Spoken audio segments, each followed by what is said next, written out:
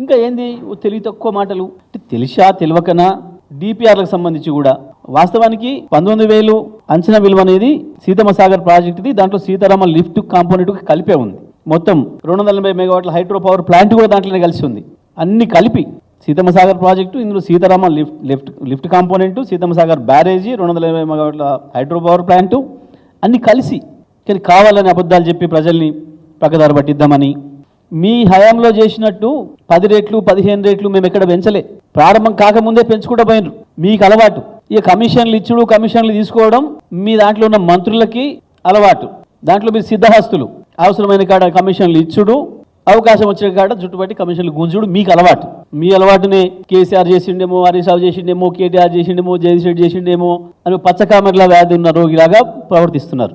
సాక్ష్యాలతో సహా డాక్యుమెంట్లు ఉన్న వాటిలోనే అబద్ధాలు చెప్తున్నారు. సీతారామ పైన, సీతమ్మ సాగర్ పైన 2018 నుంచి మొదలు పెడితే కరస్పాండెన్సు అనేక డైరెక్టరేట్ల అనుమతులు తీసుకొని పనులు చేసుకుంటూ వచ్చినాం. మీలాగా జలయజ్ఞం అని పేరు పెట్టుకున్న మీ ధనయజ్ఞం లాగా ప్రాజెక్టులే మొదలు పెట్టకుండా, కాలువలే మొదలు పెట్టకుండా, టన్నెల్స్ పనే మొదలు పెట్టకుండా మొబిలైజేషన్ అడ్వాన్సులు తీసుకోలే.